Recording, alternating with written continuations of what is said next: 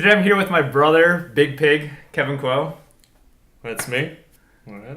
That's what we do. It's a big claw. And we're going to talk about how to find the right job.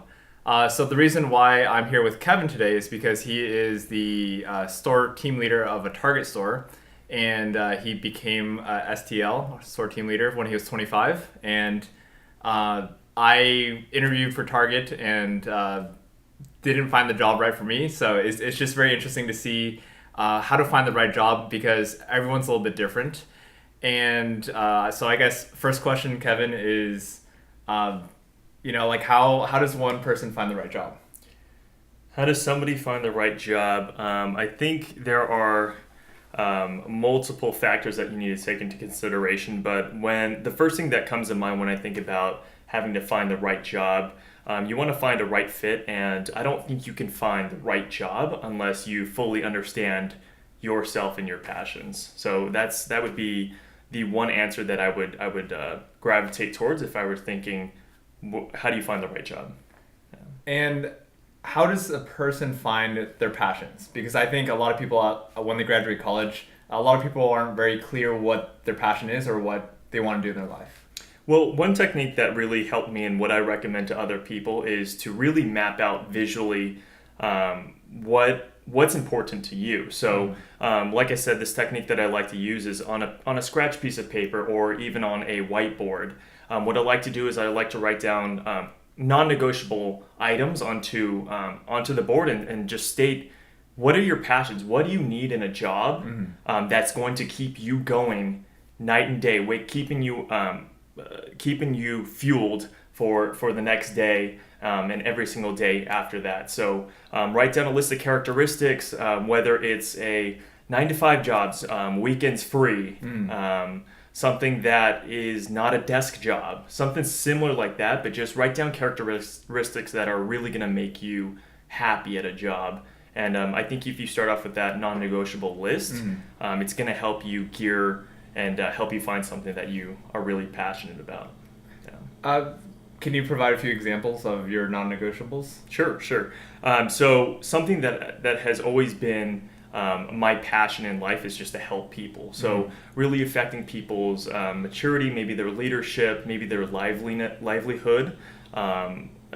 That's really something that I hold very, very close to me.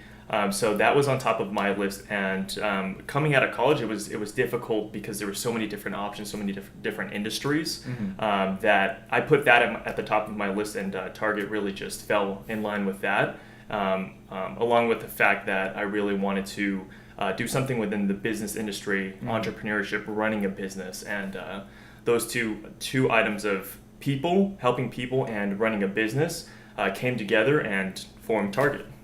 Awesome.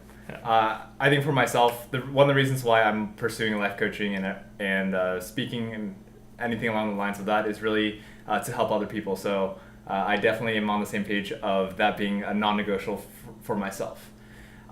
So I think I remember graduating out of college and not being very clear about these non-negotiables.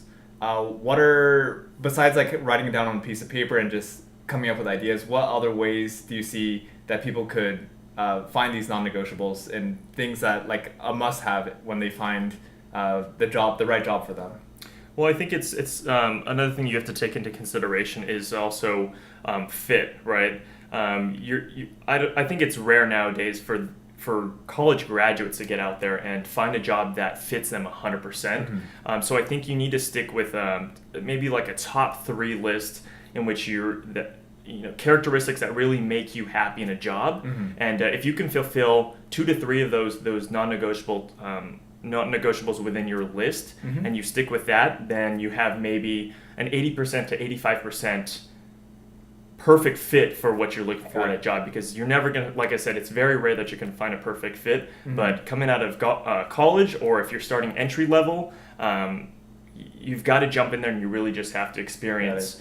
Get out there, get the experience, and find out if you truly like it. Right. It's just kind of jumping in off the deep end, I guess. That's what they call it. Yeah. And I think we could all kind of attest to that. We've done a lot of internships, and for myself, I used to work at NBC Universal and Sony Pictures, and really great entertainment companies.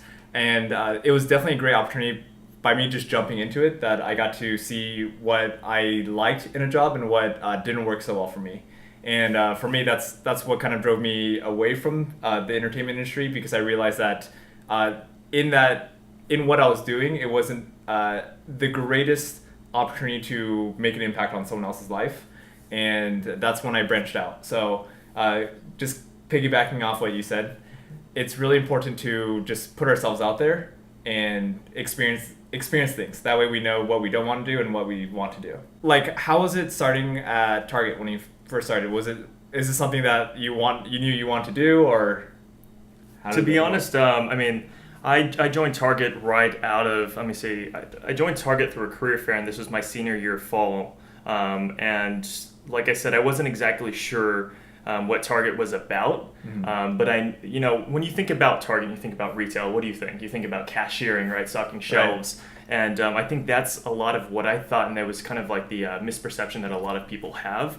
But when they told me a little bit more about it, like their leadership program, how you would grow within the company and really challenge yourself, I think that's what really drew me to Target initially. But I never really knew until I got into there. So what you were talking about, just jumping into there and really just trying to get your experience and see if you like it. Yeah. Target has really proved that, and even more, to be honest. And it's been an experience that I never thought would be able to, I guess, happen within that specific experience. I gained so much more than I thought. So that's Target.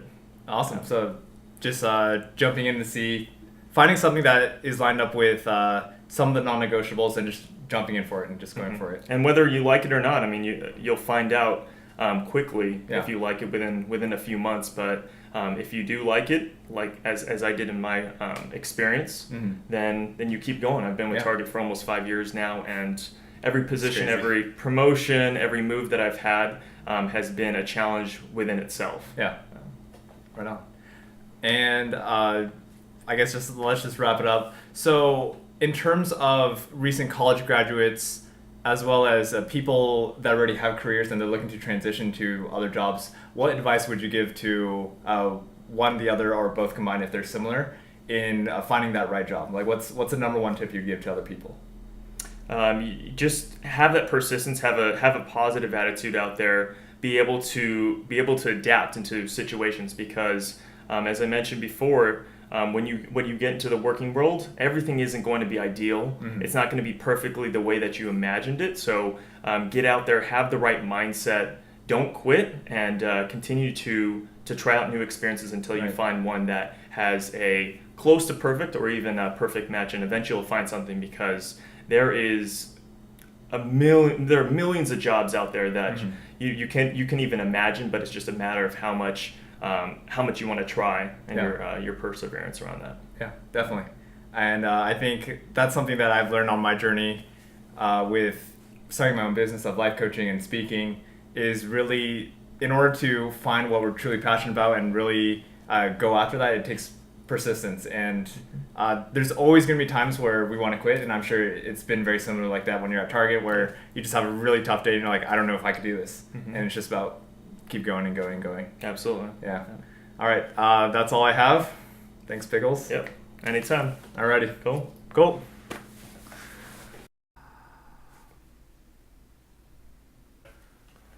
Alright. Gotta get a little warm up. That's what I always do. Don't you address the camera in the beginning first? Yeah. Oh. This is not going to be part of it. Hopefully not. Yeah.